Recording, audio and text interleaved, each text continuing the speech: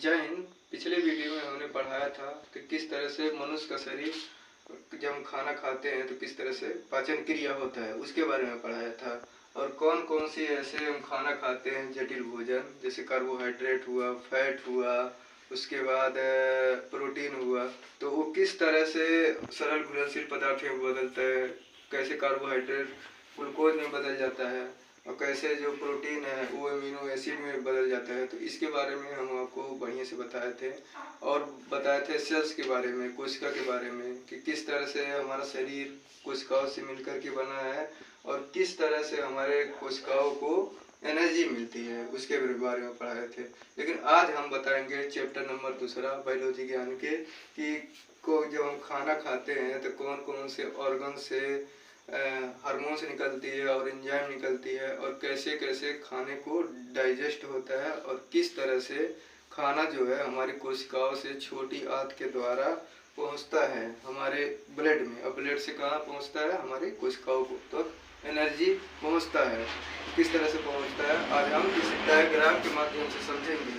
तो सबसे पहले हम देखिए आहार नाल। आहार नाल किसे कहते हैं, एक चीज यहाँ पर है कि आहार नाल किसे कहते हैं। तो आहार नाल उसे कहते हैं जैसे ये मुख हुआ आदमी का, ठीक है, खाना खाने से जो प्रारंभ में जो खाना खाता है वहां से लेकर के और एनस तक है पूरा, ये क्या है, आहार नाल है। ये आहार नाल से जुड़ा है।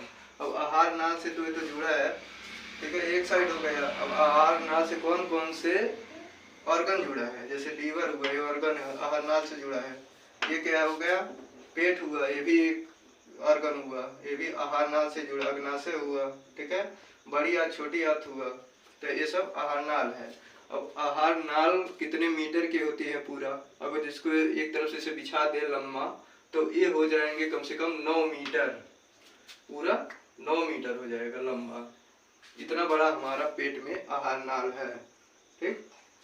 मनुष्य, अब देखिए, अब डायग्राम के माध्यम से समझेंगे कि कोई मनुष्य अगर जो खाना खा रहा है तो पहले उसके मुंह में जाएगा, तो मुंह में क्या होती है, दांत होती है। दांत का क्या काम रहेगा, वो चबाएगा, खाने को चबाएगा बढ़िया से। और इसमें एक सलाइवा नाम की हार्मोन्स है जो निकालते हैं लाइसोजेन और पोलिन और म्यूकस, ये सलाइवा में एंजाइम निकलते हैं। तो खाने को क्या करेगा, ये बढ़िया से चबा जाएगा। तो खाने में जो तीनों हार्मोन है जब निकलेगा तो कुछ हार्मोन जो है, बैक्टीरिया होती है खाने में, कोई भी खाना खाएंगे तो शुद्ध नहीं रहता है, उसमें कुछ ना कुछ जरूर बैक्टीरिया रहेगा, तो बैक्टीरिया को मारता है। उसके बाद कुछ हार्मोन से पॉलिन म्यूकस हुआ, एक खाने को एकदम घुलनशील माध्यम से बना देंगे, एकदम तोड़ फोड़ करके उसको एकदम घुलनशील बना देंगे मिला उला करके। अब खाना कहाँ आ गया, डायरेक्ट पेट में, इसोफेगस में आएगा। तो इसोफेगस को एक चीज समझ लीजिए कि इसोफेगस जो है वो डायरेक्टली खाना यहाँ पेट में नहीं आएगा। इसोफेगस एक आराम से आता है, क्योंकि एक रबड़ की तरह होता है, रबड़ की तरह रहेगा ये। इसोफेगस हमारा रबड़ की तरह है, ये आराम से खाना पेट में पहुंचेगा। अब पेट में देखिए, अब यहाँ से क्रिया बढ़िया से शुरू हो जाएगा। पेट में जब आएगा, यहाँ तक तो भौतिक क्रिया से पाचन हुआ, क्योंकि चबा रहे हैं। जैसे हार्मोन से निकला किस रूप में बदल गया, रासायनिक पाचन तंत्र में बदल गया, ठीक है। और इसे क्या था, भौतिक पाचन तंत्र मुंह तक था। तो हमेशा क्वेश्चन पूछता है कि मनुष्य के डाइजेस्टिव सिस्टम, मनुष्य के पाचन तंत्र कितने प्रकार से होते हैं, तो 2 प्रकार से होते हैं, एक भौतिक से और एक रासायनिक। लेकिन भौतिक बहुत छोटा है क्योंकि मुंह ही तक सीमित है, बाकी तो सबसे कुछ ना कुछ हार्मोन से निकल ही रहे हैं ना, तो ये हो जाता है, ठीक है। खाना पेट में आया, पेट में लगभग 4 घंटा डाइजेस्ट होता है खाना। और कौन क्या क्या डाइजेस्ट होता है, जैसे हम फैट खाएं, ऑयली वाला चीज खाएं, प्रोटीन खाएं, कार्बोहाइड्रेट खाएं, तो ये सब पेट में ही डाइजेस्ट होना शुरू हो जाता है। जब हम कोई नॉर्मल खाना खाते हैं तो यहाँ स्टमक लिखा है, पेट, ठीक है। यहाँ से कौन सा हार्मोन से निकलेगा, गैस्ट्रिक ग्लैंड, ये निकलता है जो खाने को बढ़िया से मिला करके और पचाएगा उसको अच्छी तरह से। और नहीं जब पचेगा खाना, कुछ और ऐसी चीज़ रहती है जो नहीं पचता है, तो निकालेगा रेनिन और पेप्सिन नामक एंजाइम निकालेंगे और वो भी पचाएंगे। कभी कभी ये होता है कि ज़्यादा जब डाइजेस्ट सही से नहीं होती है तो ये गैस्ट्रिक ग्लैंड इतना ज़्यादा निकलने लगता है कि हमको गैस, एसिडिटी वाली प्रॉब्लम हो जाती है। तब डॉक्टर एडवाइस देते हैं इनो पीने के लिए, इनो। तो जब हम इनो पीते हैं तो हमको रिलीफ मिल जाती है।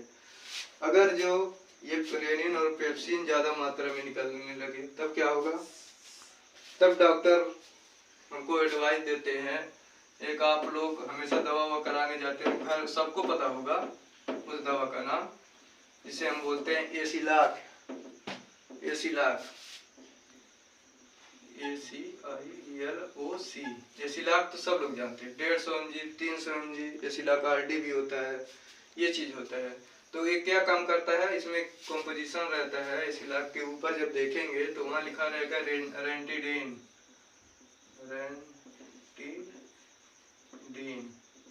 रेंटिडीन लिखा रहता है। तो ये रेनिन जैसे एंजाइम को ये निकालता है ताकि खाना बढ़िया से पच जाए, ठीक है। ज्यादा मात्रा में निकलेगा तो इसको कम करेगा रेंटिडीन जाकर के। अब उसके बाद पेप्सिन अगर बड़ा रहेगा तो ये पेंटाप नामक दवा देते हैं डॉक्टर। तो क्या कहता है, पेप्सिन नामक जो हार्मोन्स होती है उनको कम कर देता है, जिसकी वजह से गैस बनना कम हो जाता है। यहाँ तक आप जान गए होंगे।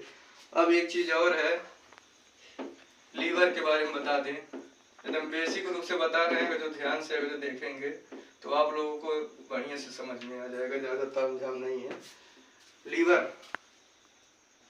लीवर का क्या काम होता है, लीवर का बस यही काम होता है, जब हम फैट खाते हैं, प्रोटीन या फिर फैट जैसे ऑयली वाला चीज़ खा लिए, जैसे बहुत ज़्यादा पकौड़ी हुआ, बर्गर हुआ और भी बहुत सी चीज़ हुआ, ये सब खा लेते हैं, तो वो हमारे पेट में डाइजेस्ट नहीं सही से कर पाता है, तो क्या निकालता है, बाइल जूस निकालता है, ठीक। बाइल जूस का काम क्या करता है, फैट को पचाता है, फैट को, ऑयली वाली चीज़ को पचाता है। कभी कभी ये हो जाता है जब ज़्यादा तेल मसाला हम लोग खा लेते हैं तो खाना सही से डाइजेस्ट नहीं होता, जिसकी वजह से पेट में कुछ दिक्कतें होने लगती हैं। अब लीवर का क्या काम होता है, लीवर ये होता है जो हम जैसे ऑयली वाला चीज़ खा लेते हैं, जैसे कोई पकौड़ी हुआ, बर्गर हुआ और भी फैट वाली बहुत सी चीज़ होती है जब हम खा लेते हैं, तो हमारे पेट में जब वो जाता है तो इसमें गैस्ट्रिक जो ग्लैंड है, रेनिन है, पेप्सिन है, ये कोई काम नहीं करेगा, ये डायरेक्टली सौंप देता है लीवर को कि लीवर ही ये है जो हार्मोन्स इसको पचा पाएगा, ठीक है। तो लीवर में निकलता है बाइल जूस जो फैट को पचाता है, ठीक। कभी कभी ये होता है कि बहुत ज़्यादा ऑयली वाला चीज़, कोलेस्ट्रॉल जब खा लेते हैं तो पेट में गड़बड़ी हो जाती है, एसिडिटी हो जाता है या लूज मोशन होने लगता है, हमेशा बार बार लूज मोशन होगा, तो उसमें क्या होता है, बाइल जूस निकलता है और उसको सही कर देता है। कभी कभी जब बहुत ज़्यादा दिक्कत हो जाती है तो लीवर से बाइल जूस नहीं निकल पाता है, तो डॉक्टर जो है वो एडवाइज करते हैं कि लीवर की अब सिरप पी लीजिए, जैसे लीव52 हुआ, एडलिव हुआ, ऐसी बहुत सी सिरप है जो एडवाइज करते हैं कि उसको पी लीजिए, सही हो जाएगा। तो ये बाइल जूस निकालते हैं जिसकी वजह से वो सही हो जाता है, ठीक। अब हम जानेंगे पैनक्रियाज के बारे में कि क्या काम करता है। पैनक्रियाज जो है इंसुलिन भी निकालता है, ट्रिप्सिनोजन निकालता है, एक हार्मोन हो जाता है। इंसुलिन तो आप जानेंगे कि ये अग्नाशय से ही निकलता है, ये याद कर लीजिए। जो किसी भी इंसान को जब शुगर, डायबिटीज होती है, गांव में तो बहुत ज़्यादा होता है लोगों को, डायबिटीज जब होती है, शुगर, तो वो इसी से अग्नाशय से ही इंसुलिन ज़्यादा मात्रा में निकलती है जो ब्लड में घुल जाता है और उसी से शुगर हो जाता है। इसीलिए कहते हैं कि ज़्यादा मीठा चीज़ नहीं खाना चाहिए। मीठा ही ग्लूकोज जो होती है ये पैनक्रियाज में जो होती है, जो मीठा जब खाएंगे तो ये चीज़ जो है बहुत ज़्यादा, इंसुलिन जो है बहुत ज़्यादा निकलने लगती है, ठीक है। इंसुलिन। अब यहाँ से कुछ डाइजेस्ट होगा खाना और कहाँ आ जाएगा, छोटी आंत में आ जाएगा। ठीक, छोटी आंत में हम पढ़ाएंगे अगले चैप्टर में कि छोटी आंत से कैसे कैसे डाइजेस्ट हो करके खाना हमारे ब्लड में घुलता है। इसको हम अगले चैप्टर में पढ़ाएंगे। तब तक इतना जान लीजिए कि छोटी आंत में जब हम कार्बोहाइड्रेट जो हम खाए रहते हैं, प्रोटीन खाए रहते हैं और ये फैट खाए रहते हैं, तो प्रोटीन जो है, प्रोटीन ग्लूकोज में बदल जाता है, ग्लूकोज में। फैट जो है एमिनो एसिड में बदल जाता है। ठीक है, और ऐसे ही है, तो ये यहीं पर बदलता है छोटी आंत में। छोटी आंत से फिर कहाँ चला जाता है, ब्लड में घुल जाता है। और लार्ज बड़ी आंत का क्या काम रहता है, बड़ी आंत का बस कोई काम नहीं रहता है, जो बचा हुआ चीज रहता है वो बड़ी आंत में आ जाता है। और यहाँ से क्या होता है, पानी खाने में क्या होती है, पानी होती है, तो पानी को एब्जॉर्ब करता है, माने अपने ओर खींच लेता है पानी को, और जो वेस्ट रहता है वो एनएस के थ्रू बाहर निकल जाता है। बस बड़ी आंत का अगर कोई पूछ ले कि बड़ी आंत पेट में कौन क्या काम करता है, बस ये कुछ नहीं करता, पानी को खींच लेता है अपने ओर। जितना पानी रहेगा खाने में उसको बढ़िया से खींच लेगा और कहाँ लेकर चल जाएगा, किडनी में लेकर चल जाएगा। बस इसका यही काम रहता है। और एनएस के थ्रू जो भी पदार्थ है वेस्ट वो बाहर निकल जाएगा। तो ये चीज आप अच्छी तरह से समझ लिए होंगे। और अगली वीडियो में हम समझाएंगे कि स्मॉल इंटेस्टाइन का किस तरह से वो जटिल वो सरल घुलनशील में बदल करके किस तरह से ब्लड में किस तरह से प्रोटीन हमारे ब्लड में मिलता है, उसके बारे में कल पढ़ाएंगे अच्छी तरह से। तब तक के लिए धन्यवाद। अब बायोलॉजी ज्ञान को आप लोग सब्सक्राइब कीजिए और ऐसे ही चैप्टर हम बढ़िया से समझाएंगे, आप लोगों को बढ़िया से पढ़ाएंगे। धन्यवाद।